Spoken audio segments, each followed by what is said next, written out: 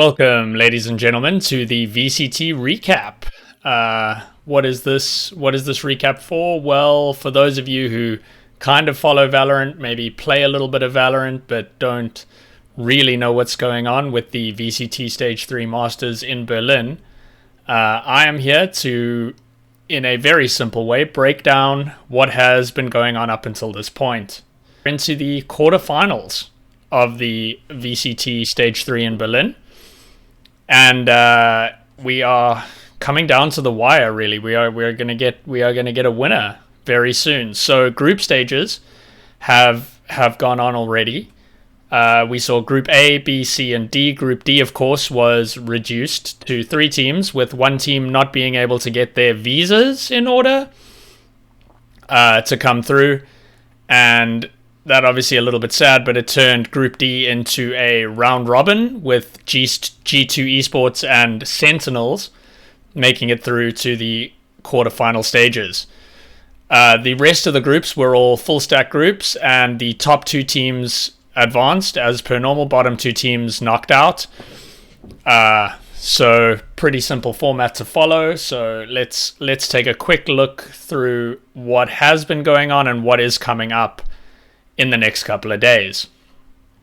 Basically, the quarterfinals path has been laid out here. So we've got quarterfinal, semifinal, grand final, and we've got 100 Thieves or 100T versus Ascend in the first of the quarterfinals, and we've got Team Envy versus Sentinels, second of the quarterfinals, and those two, the winner of each of these games, will go on to play one another in the semis. So we could see an all North American semi-final if 100T and Sentinels both make it through, both quite likely based on current form.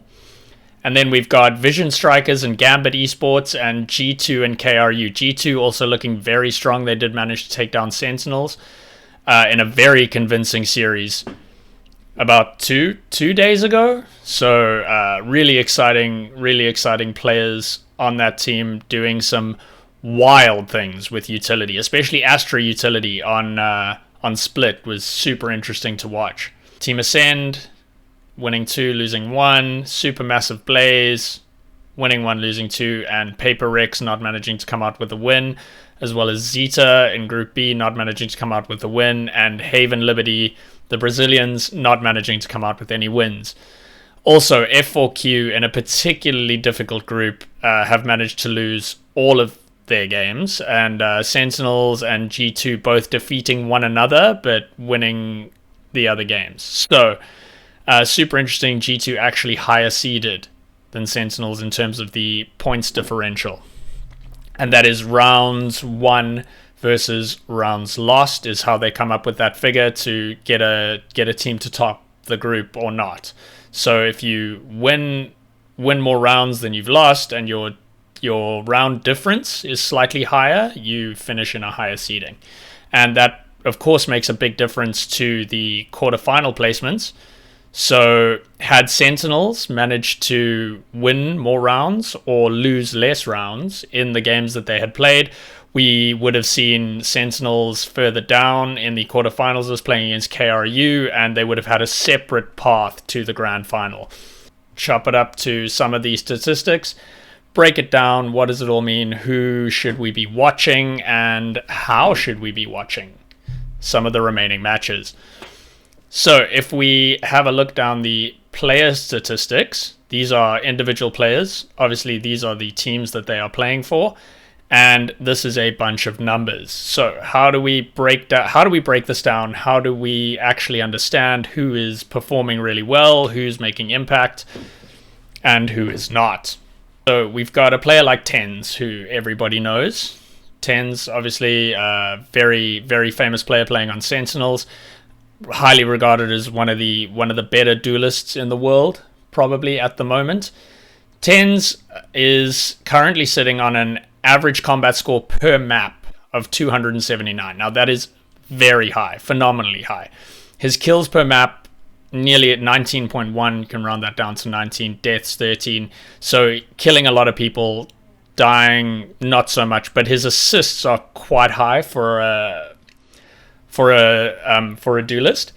So if he's getting an average of 4 assists per map, then he's probably taking quite a lot of space.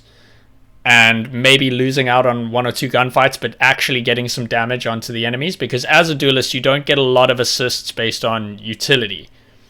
You're going in, you're taking space, getting some damage off, and then probably being traded out. Maybe you get 1 kill and some damage and then get traded out. That is very useful for your team. He is very good at taking space, especially good movement on the Jet, and really good aggression on the Reyna. He knows how to dismiss out. Always going to be a player to watch. Then we've got a guy like Asuna over on 100T. Equally, very, very similar stats to TenZ. If we break it all down, almost exactly the same kills per map, almost the same deaths, and his assists per map are also quite good, quite average for a duelist main, in the sense that he is probably taking a lot of space, getting some damage off, and then backing up or dying, getting traded out by the enemy team. Then if we go down really exciting players, guys like Nuke has been absolutely incredible this tournament, and if you look at his stats, his assists per map will be a lot higher because he has actually played on the Sage for a couple of series, and that will push your assists per map a lot higher, because obviously if Sage manages to heal a teammate, that teammate then goes on to get a kill. That's an assist. If Sage throws a slow and a player dies after having been affected by the slow, that's an assist. So Nuke, if we have a look, average combat score of 251, which is still very, very high. Kills per map also up around that 16, 17, 18 mark. Not dying nearly as much, but assists way up, and that's probably due to the fact that he was playing on the Sage now for a couple of series. Very exciting player to watch. Has been super accurate with the Vandal, especially interesting to watch on the Rays. So someone definitely to look out for the remainder of the tournament. Other very exciting players has been Kellogg's, of course, also playing on the Jet predominantly, likes to op, and also been very deadly. If you watch the game against the Sentinels on Icebox specifically, where they basically rolled Sentinels over quite badly, Nuke and Kellogg's were just unstoppable, absolutely unstoppable. The Jet was very difficult to deal with, was hitting shots, clearing a lot of space, often played a little bit of a lurk in that game.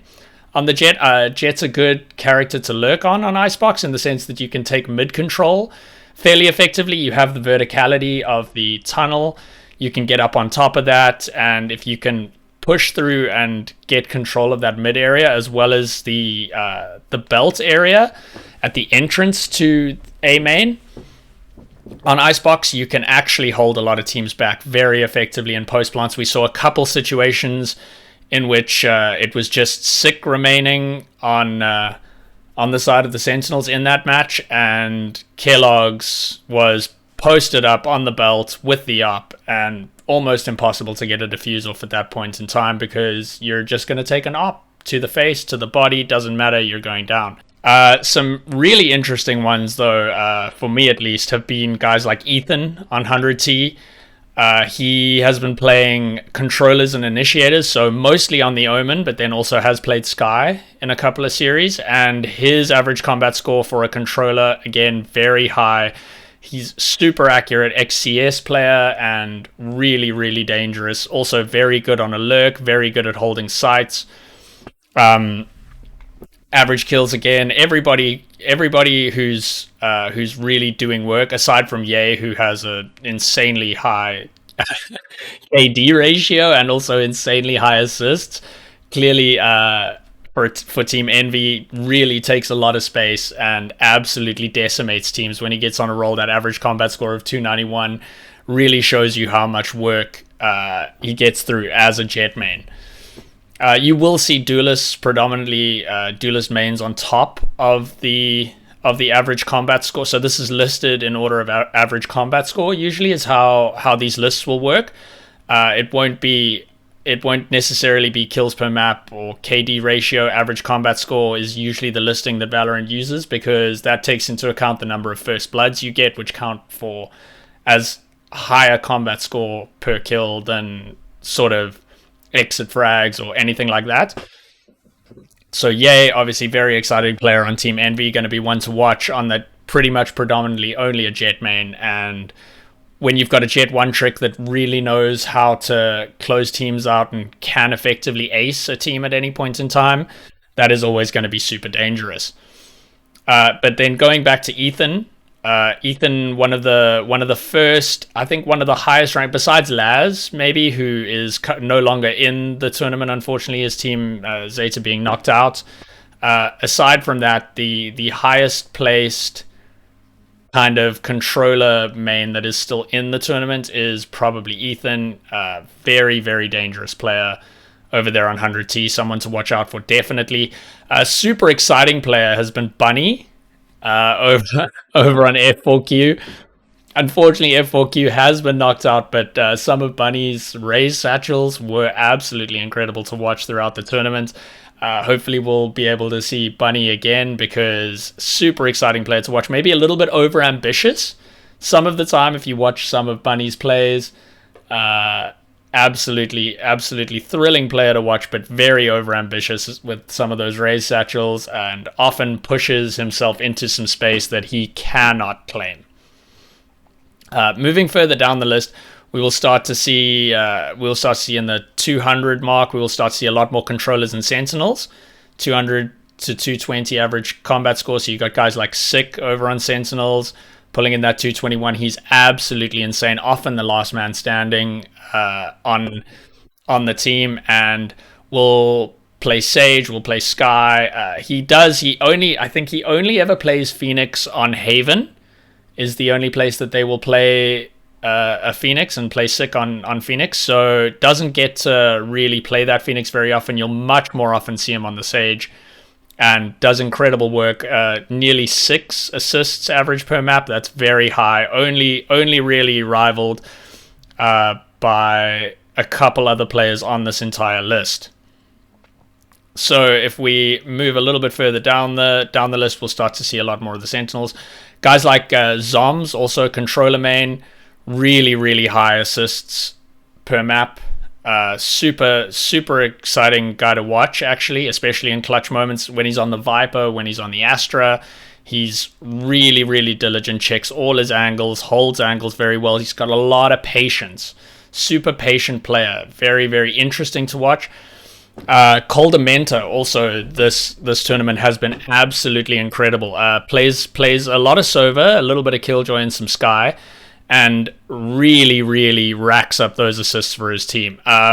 Super interesting player to watch, in the sense that he will get a lot of value out of utility.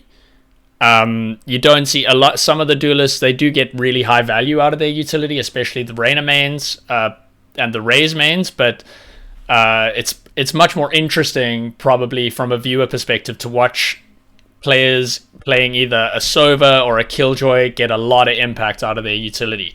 Very good at holding down a site by himself, and you can see by that 7.6 average assists per map that he is really helping his team a hell of a lot. There's not many people who have a higher average assist than Coldamenta at the moment, so he's going to be somebody that is going to be very difficult to deal with over on G2. And Mixwell as well, another player who's got a 6.1 average assists. So that'll about do it for players to watch and what is coming up. Of course, these are the matches still to come. Predictions. So predictions from me, I would say we're probably going to see 100T Sentinels, all North American semi up at the top bracket, and then I would say G2 Gambit. I think Gambit might take it over Vision Strikers. So G2 Gambit is going to be all Gs down at the bottom and all NA up at the top. And then we'll be back with the next episode to see if I was right, see if anyone managed to surprise me, see if anyone managed to surprise all of us, which is always something that can happen in any sport. Esports, no different. I hope that this video was helpful. I hope you maybe learned something, and if you like the video, drop a like. If you feel like it's something that I should do more regularly, even with regards to regular season games, maybe go a little bit more in depth with some analysis. Not that I'm a professional analyst, just really like watching sports, esports specifically. And yeah, we'll see you guys in the next one. Peace!